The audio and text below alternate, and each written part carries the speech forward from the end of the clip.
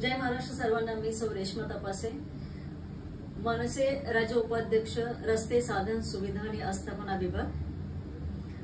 आज एक महत्त्वाचा विषय मी घेऊन आलेली आहे, कारण गेल्या 2 महिन्यापासून महानगरपालिका आयुक्तालय असेल, प्रभाग समिती क्रमांक 6 सहाय्यक आयुक्त असतील, तलाठी असेल, तहसीलदार असेल, जिल्हाधिकारी असतील, म्हणजे अशा पर्यावरण विभागाचे अधिकारी असतील, अशा प्रत्येक ठिकाणी गेल्या 2 महिन्यापासून आम्ही मीरा भाईंदर मध्ये चेण्या गावाच्या इकडे जे कांदळवन कट करून जिथे जमीन लेवल करण्याचं काम चाललेलं आहे त्यासंबंधी आम्ही माहिती मागतोय, पण गेल्या 2 महिन्यात एकाही विभागाकडनं आमच्याकडे माहिती आलेली नाहीये। आता त्या जागेचं काम कुठल्या मोठ्या माणसाचं आहे याचं उत्तर आता आम्ही घेणारच आहोत। त्या अनुषंगाने आणखीन एक विषय मी आपल्या समोर मांडायचा माझा विचार आहे, कारण इतके दिवस माझ्याकडे पेपर्स नव्हते, आता माझ्याकडे सगळे पेपर्स आलेले आहेत। कारण जर आपल्याकडे पुरावा नसेल तर आपण एखाद्या विषयावरती बोलू नये, ते पण मोठ्या व्यक्तीच्या विरोधातला विषय असेल तर आपल्याकडे पुरावा नसताना आपण त्यावरती बोलू नये असं मला वाटतं। म्हणून आता माझ्याकडे सगळे कागदपत्र आलेली आहेत। विषय आहे मीरा भाईंदर येथील छत्रपती शिवाजी महाराज मार्ग याच्या बाजूला गौरव गार्डन नावाची एक सोसायटी आहे।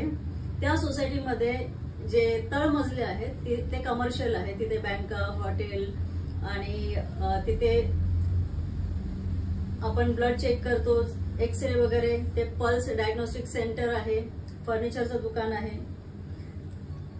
त्याचा सर्वे नंबर, जुना सर्वे नंबर 771 आणि नवीन सर्वे नंबर 81 असा सर्वे नंबर असलेले हे गौरव गार्डन सोसायटी आहे।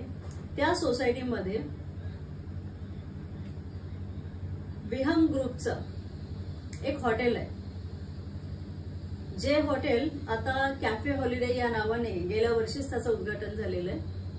हॉटेलचं बांधकाम म्हणजे आधी ते वेगळ्या नावाने होतं, शिवसागर नावाने होतं, त्याच्या आधी रॉक अँड वूड नावाने होतं, आता ते कॅफे हॉलिडे नावाने ते हॉटेल आहे। हॉटेल चालू करायला त्या व्यवसायावरती, त्या व्यापारावरती आमचं कुठलंही बंधन, आमचं म्हणणं नाहीये की हॉटेल का चालू केलं। आमचं म्हणणं हे आहे की ह्या गौरव गार्डन सोसायटीच्या समोर एक लँड आहे,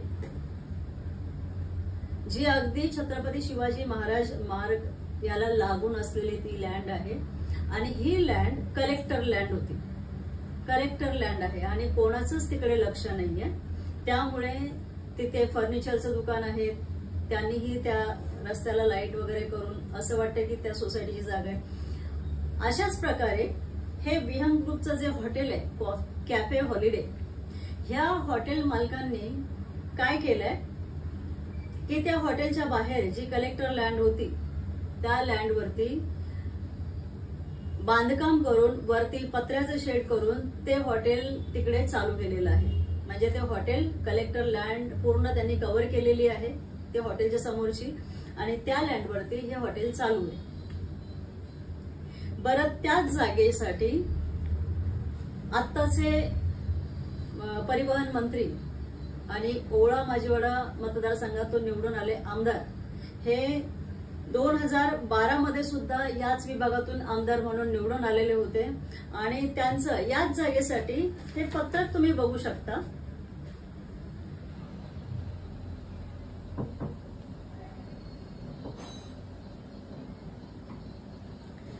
याच जागेसंबंधी त्यांनी हे पत्र महसूल मंत्री बाळासाहेब थोरात यांना पाठवलेलं होतं। विषय होता की या हॉटेलच्या समोरची ही जी कलेक्टर लँड आहे तिला आम्ही सुशोभित करू, सुशोभित करण्यासाठी हे आम्हाला परवानगी द्या, कारण जर ह्या जागेमध्ये सुशोभीकरण झालं तर ही जागा कायमस्वरूपी शासनाच्या हातात राहील। काय, जर आम्ही सुशोभीकरण केलं तर ही जागा कायमस्वरूपी शासनाच्या ताब्यात राहील, कारण ह्या जागेवरती बऱ्याच जणांचा अतिक्रमणचा डोळा आहे। म्हणून आम्हाला ह्या जागेवरती सुशोभीकरण करण्याची परमिशन द्यावी, जेणेकरून ही लँड फक्त शासनाच्या ताब्यात राहील। अशा आशयाचं तुम्ही हे बोर्डमध्ये जे बघताय ना, अशा आशयाचं हे पत्रक परिवहन मंत्री आमदार प्रताप सरनाईक साहेब यांनी 2012 मध्ये महसूल मंत्री बाळासाहेब थोरात यांना हे पत्र दिलेलं आहे आणि तेच परिवहन मंत्री प्रताप सरनाईक साहेब यांनी 2023ला हेच ज्या लँडसाठी शासनाच्या ताब्यात राहण्यासाठी पत्रव्यवहार केलेला होता त्याच लँडवरती त्यांनी स्वतःचं कॅफे हॉलिडे, विहंग ग्रुप कोणाचं आहे ते सर्वांना माहितीच असणार आहे, तर त्यांनी याच जागेवरती स्वतःचं कॅफे हॉलिडे हे सुरू केलेलं आहे. त्यामध्ये त्याच्या समोरची कलेक्टर लँड जी होती ती पूर्णपणे समाविष्ट केलेली आहे.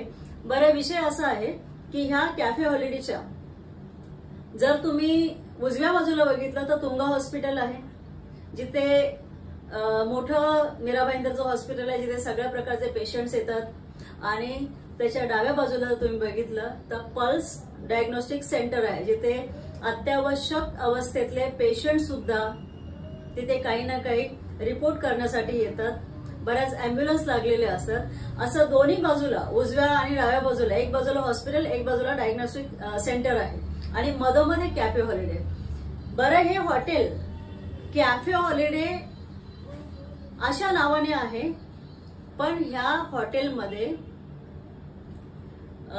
काही पेय, ड्रिंक सुद्धा घेतले जातात. लक्षात येतो तुमच्या विषय? बाहेर नाव आहे कॅफे हॉलिडे, पण ह्या हॉटेलमध्ये वाईन डाईन सुद्धा आहे किंवा तिथे सगळ्या प्रकारचे ड्रिंक सर्व केले जातात.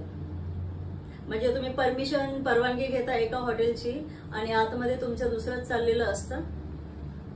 तर हा विषय अतिशय गंभीर आहे, कारण हे नेते इथून निवडून आलेले आहेत. त्याचा अर्थ हा नाही की शासकीय जमीन याच्यावरती तुमचे हक्क बनतो किंवा तुम्ही मीरा भाईंदरच्या ह्या शासकीय जमिनीचे मालक बनता.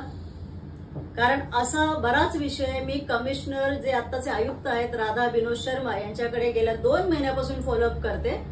कारण विषय असा आहे की लोखंडी रेलिंग जे आमच्या मीरा भाईंदरमध्ये शासनाच्या निधीतून झालेलं आहे, त्या रेलिंगवरती फक्त सरनाईक साहेब ओवळा माजीवाडामधून जिंकून आलेत म्हणून त्यांचं नाव त्या रेलिंगवरती टाकलेलं आहे. हा विषय सुद्धा मी लावून घेतलेला आहे. म्हणजे विषय असा आहे की शासनाच्या जेवढ्या जमिनी आहेत त्या सगळ्या ह्यांच्या बापाच्या आहेत का? बरं, आता असं असेल रेलिंगवरती, कारण ते आता आमच्या विभागातून निवडून आलेले आहेत ना, मग आमच्या सोसायट्यांवरती पण आमदार साहेबांचं, मंत्री साहेबांचं नाव लावणार का? म्हणजे हा मीरा भाईंदर किंवा हा ओवळा माजीवाडा या मंत्र्यांनी विकत घेतलेला आहे का? म्हणजे जिकडे कलेक्टर लँड दिसेल, जिकडे शासनाच्या जमिनी दिसत आहेत, त्या सगळ्या जमिनींवरती कब्जा करण्याचं काम चाललेलं आहे. आता हा कांदळवनाचा जो मी विषय सांगितला होता चेणे गावातला, तोही घोडबंदर रोडच्या रस्त्याला लागून असलेला विषय आणि या विषयात सुद्धा आमचे महानगरपालिका आयुक्त यांनी तोंडावरती पट्टी लावलेली आहे. या विषयातही काही बोलत नाहीत. जे मीरा भाईंदर शहराचे रस्ते आणि फुटपाथ, या मीरा भाईंदर शहराची ओळख झालेली आहे की कंटेनरचे शहर. मग हे मीरा भाईंदरच्या ह्या शासकीय जागा असतील, कांदळवन जे कट होत आहेत ती जागा असेल, जे बॅरिकेड्स किंवा जे लोखंडी रेलिंग लावलेले आहेत ते असतील, अशा ह्या जागा म्हणजे पालिकेने त्यांना देऊन टाकलेले आहेत का? जे कंटेनर मीरा भाईंदर पालिका आणि मीरा भाईंदरचा वाहतूक विभाग यांचं मी टार्गेट करेन की ह्या वाहतूक विभागाचं आणि मीरा भाईंदर महानगरपालिकेचं कर्तव्य आहे की इथले रस्ते आणि फुटपाथ मोकळ्या केल्या पाहिजेत. मोकळ्या करायला फक्त तुम्हाला 2 व्हीलर दिसतात, हे कंटेनर दिसत नाही का अतिक्रमण विभागाला आणि वाहतूक विभागाला, ज्यांनी रस्त्याचे कॉर्नर्स किंवा फुटपाथ अडवलेले आहेत. म्हणजे तुमच्या हातात सत्ता आली तर रस्ते पण तुमच्या बापाचे, फुटपाथ पण तुमच्या बापाचे, शासकीय जागाही तुमच्याच मालकीच्या आणि जे काही कामं होतात तेही तुमचेच. म्हणजे मीरा भाईंदर शहर तुम्ही विकत घेतलेलं आहे का? महत्वाचा विषय आहे. मीरा भाईंदरला सगळ्या नागरिकांनी हा व्हिडिओ नक्की पाहावा, कारण हा विषय इथे संपत नाही. हा अतिशय गंभीर आणि मोठा असा विषय आहे. हा विषय मी असा सोडत नाहीये. त्यामुळे हा विषय इथून पुढे किती रंगात येणार आहे ते तुम्ही पाहालच, कारण मी तर सर्वसामान्य कार्यकर्ता आहे आणि एका मोठ्या व्यक्तीशी माझा आता थेट सामना होणार आहे. यामध्ये यांना आंदोलन देणारे जेवढे अधिकारी असतील ना त्या सगळ्या अधिकाऱ्यांकडे मी बघणार आहे आणि मला बघायचंय की हे मोठे नेते कुठल्या थराला जाऊ शकतात हे सुद्धा मला पाहायचंय. त्यामुळे मी सौ रेश्मा तपासे आता हा विषय मी घेतलेला आहे. पुढे पाहूच आपण काय होणार आहे या विषयामध्ये. आतापर्यंत चेणे गावातला कांदळवनाचा विषय मी लावून धरलेला होता, लोखंडी रेलिंगचा विषय लावून धरलेला होता, बाकेराम तिवारी रस्त्याचं नाव का पडले हा विषय लावून धरलेला होता. आता त्यासोबत कॅफे हॉलिडे सारखा एक महत्वाचा विषय या वेळेला कमिशनरला घाम फुटणार आहे. इकडच्या आयुक्ताला काय उत्तर देणार आहे तेही मला पाहायचंय. तेव्हा एवढं बोलून थांबते. पुन्हा भेटूच आपण. जय हिंद, जय महाराष्ट्र.